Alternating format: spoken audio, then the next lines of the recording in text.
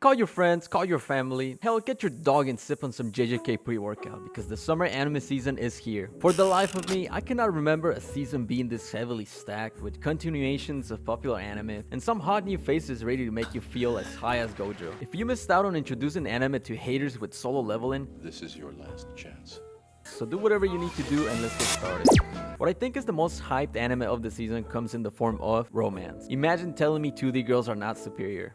待った待った But enough about your body pillows. The fragrant flower blooms with dignity has all men and women wishing they had a girlfriend just like Kaoruko Waguri. This 4 foot 11 inches tall of a girl has been the target of countless TikTok, with his trailer spawning even more and for good reason. Just look at all these faces.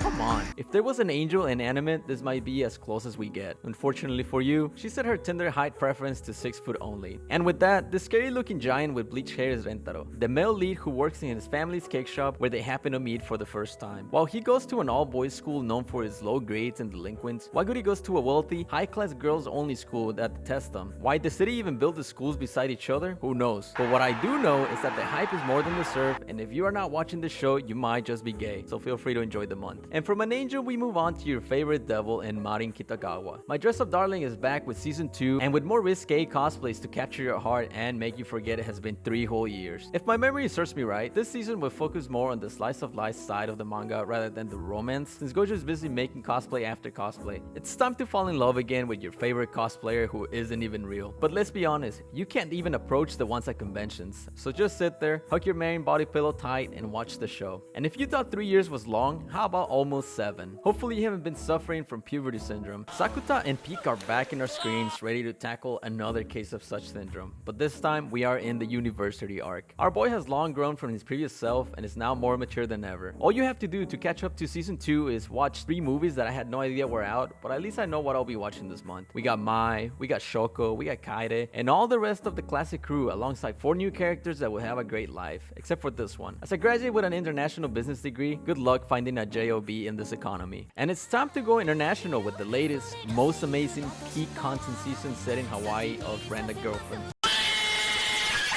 Alright, yeah, there's no way. Moving on. That anime might be a scorching pile of trash, but it wouldn't be fair to throw it alongside all the garbage in Gachiakuta. I wouldn't wish anyone to end up watching the show down there. Animated by none other than Bones, Gachiakuta is not only a unique show with its own vibe, but it is probably the most hyped new IP since being announced last year. After Rudo gets wrongly accused of murder, he's exiled and thrown down to the abyss with all the other garbage from the floating city. The only path he has left is that of revenge, and alongside the group known as the Cleaners, he will fight Trash Beasts and level up to achieve his goal. Honestly, going into this anime blind might be the best blessing due to how good I think it will be. Now, being blind might have been a good thing for Yoshiki in the summer Hikaru dies. As the only horror anime this season, it carries all my hope for it to be a sleeper hit and get all the attention it deserves. After his best friend disappears for a week in the mountains, he not only realizes that whoever came back is no longer Hikaru, but a terrifying unknown entity that he must stay away from. Of course, he's unable to do that, and now he must be with it forever unless he wants to be killed. There needs to be more horror adaptations in the future, and I hope this sets the pace for them, unlike whatever the hell this was. In the spirit to drop this episode in front of us. And coming to what I know is some good adaptations, let's start off with Dandadan's second season. Leaving off with one of the most sus JAV looking scenes out there, we will get to witness the conclusion of this arc and the return of our favorite looking crab. The one thing I can say that is peak about the show is its openings and the bands behind them. Now, I'm not saying I'm a hater, but I can only agree that it is peak for teenagers and young adults, like it was meant to be. The same thing can be said for season 2 of Kaiju number 8. Right as the manga is coming to an end, we get to see what Kafka's life will be training under the first commander, along with our first real encounter with Kaiju number 9. We will also get to see new Kaiju weapons and most of the elite commanders in action, so you can expect an action-packed season with no stopping inside. I only hope that they can have a better opening than season 1,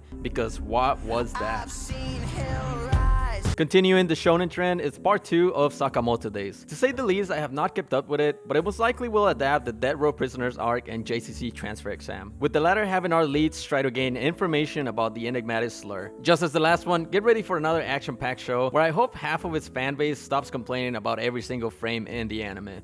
Leaving behind most of the action, let's talk about some hidden anime that should be on your radar. Starting with Call of the Night Season 2. Our human vampire duo is back, alongside with a crazy detective, getting ready to kill more vampires and save Ko from them. The fun late nights are about to get rowdy again, all while we figure out what Nasuna's past is, and the secrets that tie her to Anko. If you missed the first season, you have about 20 days to catch up and experience love. But don't worry, the vampires here do not sparkle. The last show I really want to mention in this packed season is Takopi's Original Sin. An adaptation that was unexpected and out of nowhere, but one that I believe will stay with you for a long time after its 6-episode run. This cute creature came from a happy planet to spread happiness across Earth, and encounters Shizuka after landing and escaping arrest. Seeing her sad and with no smile, he decides to make it his mission to change her life for the better and get her to smile. Takopi tries his best and even uses special tools from his planet, but nothing changes. This story deals with some dark topics, but it is worth your time, and I would highly recommend you read the 60-chapter manga as well. Before I conclude, special shout out to a couple of cuckoos that, even though it might be your typical harem trope hot trash, I am invested in it for no reason. And the same thing can be said to There's No Freaking Way I'll Be Your Lover, unless, as it is the Yuri anime of the season we all deserve. There is a bunch of other shows I could talk about, but I'm not here to bring up the Shield Hero for any reason, so I'll leave them up to my next video. Thanks for watching, and I'll see you next time.